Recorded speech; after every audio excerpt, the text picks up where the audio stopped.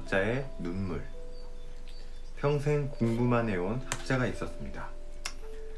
날마다 책에 적힌 지혜의 말들을 가슴에 새기며 누구보다 현명하게 나이 드는 것이 학자의 꿈이었습니다.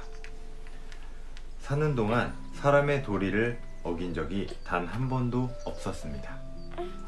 바닥에 기어다니는 벌레 한 마리조차 행여 다칠까 조심조심 걷고 남에게 상처가 되는 말은 절대 입 밖에 내지 않았습니다. 사람들은 이 훌륭한 학자가 부디 오래오래 살아 세상의 빛이 되어주기를 바랬습니다. 하지만 아무리 성인 군자라도 세월을 거스를 수는 없었습니다. 학자는 어느덧 주름 가득할 백발 노인이 되었습니다. 제자들은 하루하루 스승이 늙어가는 모습을 안타까워했습니다.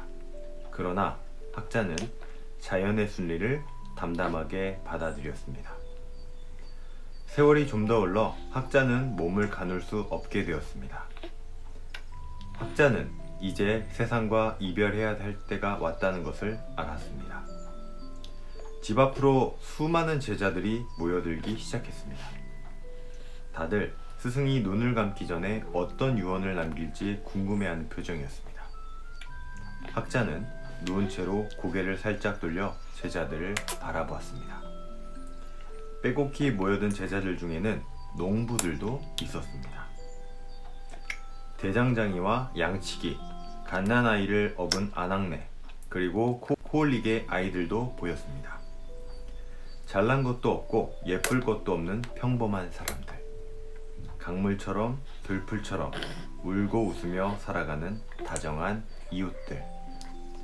그들을 바라보는 학자의 눈빛이 가늘게 떨리기 시작했습니다. 제자들은 깜짝 놀랐습니다.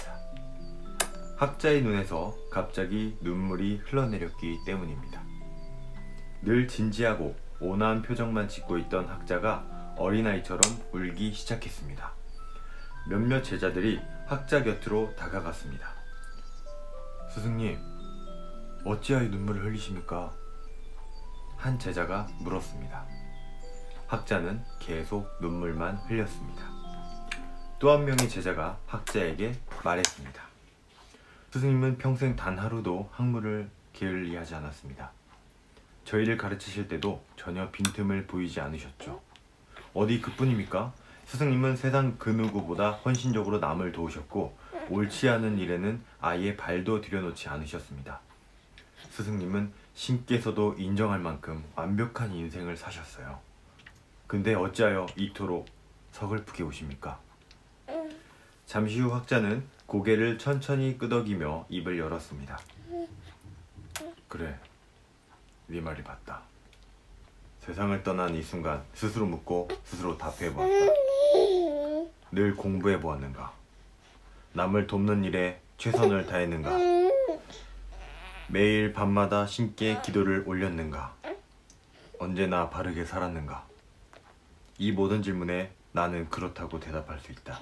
하지만 단 한 가지 질문이 나를 울리는구나. 그게 어떤 질문입니까? 스승은 다시 눈물을 흘리며 이렇게 대답했습니다. 평범한 삶을 살아보았는가? 이 질문에 나는 결코 그렇다고 말할 수가 없구나. 그래서 이렇게 회한의 눈물을 흘리고 있는 것이다. 제자들은 말문이 막히고 말았습니다. 스승의 눈에서는 하염없이 눈물이 흘러내렸고 제자들은 그 모습을 그저 멍하니 바라볼 수밖에 없었습니다. 세론이에게 전하고 싶은 아름다운 가치 사전. 어떻게 살 것이냐는 질문에는 대답하기가 참 어렵단다.